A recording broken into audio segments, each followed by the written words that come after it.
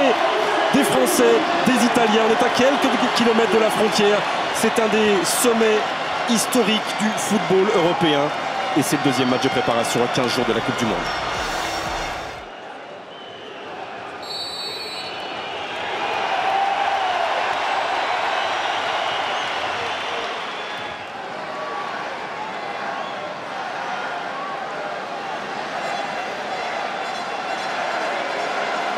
Le coup franc italien répond celui-ci.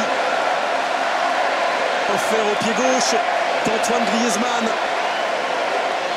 Sirigu a placé les siens.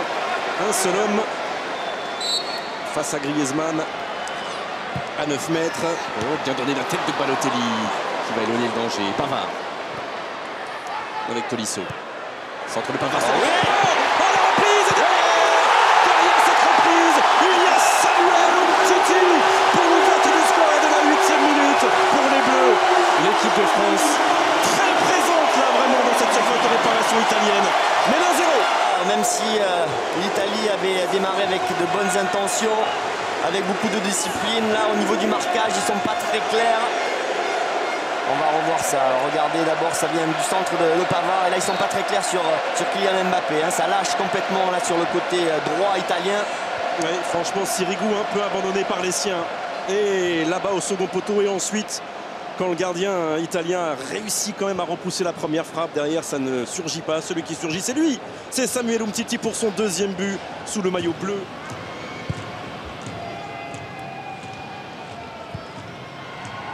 Parlons du jeu, parlons de Lucas Hernandez qui déborde après ce passement de jambe, qui trouve Antoine Griezmann et la frappe. N'Golo Kanté.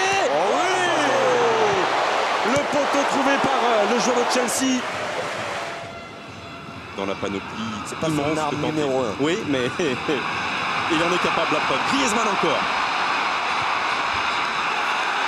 L'appel était franc, il a déclenché la passe et ce sera 1 contre 1 pour Bonucci. Oh oui.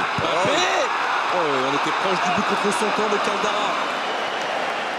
Ce soir, non, chez les hommes en blanc, beaucoup de calme. Alors, c'est pas une domination énorme, ils ne mènent qu'1-0, mais il y a beaucoup de calme. Et ça, c'est prégnant, vraiment, on le sent. Et beaucoup de prise de risque. Oh, Kylian Mbappé.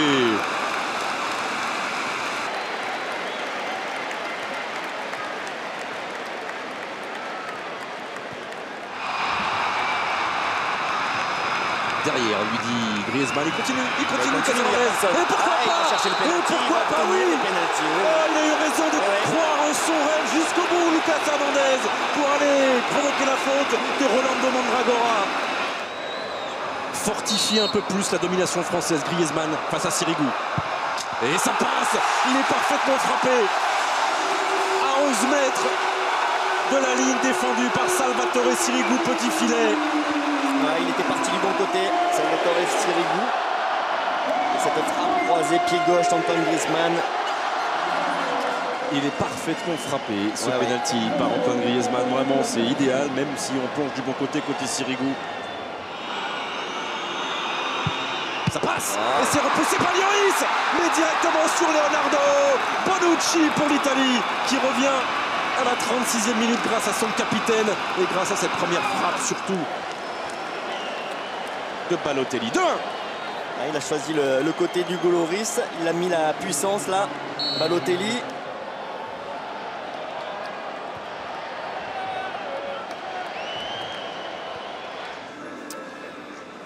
Il a toujours le sourire en tout cas, Didier Deschamps, à l'entame de cette seconde période. Ça a été 35 bonnes minutes des Bleus, 10 minutes un peu plus compliquées après le but de Bonucci. Pas de changement côté équipe de France. Et a priori, pas non plus côté italien. Non, on va repartir avec ce 4-3-3 italien avec Balotelli en pointe. Possibilité peut-être en contre-attaque avec Ousmane Dembélé qui s'en sort bien là. Sur ce ballon qu'il avait mal emmené.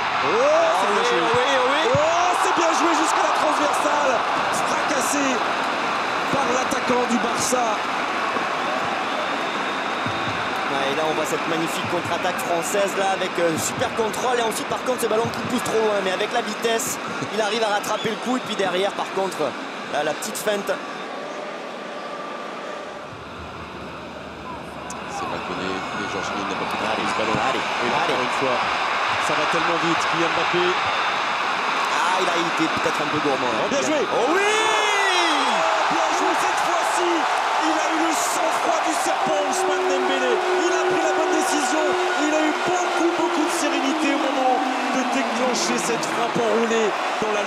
explosé. Bravo à lui. Après avoir beaucoup manqué, il inscrit le 3e but des Bleus. Dembélé et 3-1 pour l'équipe de France. Cette fois-ci arrive à bien enrouler son pied droit et chercher la lucarne de Salvatore Sirigu. Un très beau but là de Ousmane Dembélé.